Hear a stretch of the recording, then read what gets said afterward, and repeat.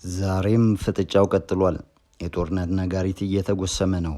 አሜሪካ ከኢራን ምንም ጥያቄ የለውም እስራኤል አለችበት ብቻም ሳይሆን ዋናዋ ተዋናይ ናት።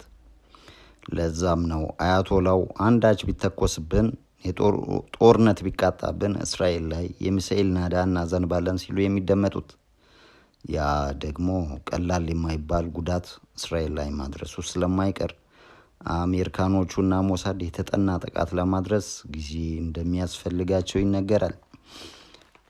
ጉዳትን ከመቀነስ አንፃር የጦር መርከቦቹ ተጠግተውና ኢራንን ከበባ ውስጥ አኑረው መቀመጣቸው በራሱ ኢራን ላይ የሚፈጥረው ጫና ቀላል የማይባል እንደማይሆን ይገመታል።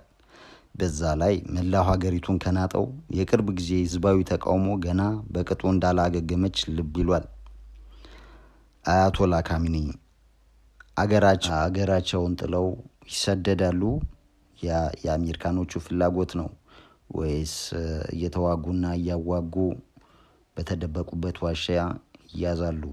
ዓለም የሚጠብቀው ትዕይንት ነው። እንደተፈራው ጦርነቱ የሚደረግ ከሆነ ለቀጠናውና በአካባቢው ባሉ ሀገራት ላይ ቀላል የማይባል ምናልባትም ዘለቄታዊ የሆነ አለመረጋጋትን ሊያስከትል እንደሚችል በእጅጉ ተፈርቷል። ቸር ያሰማን።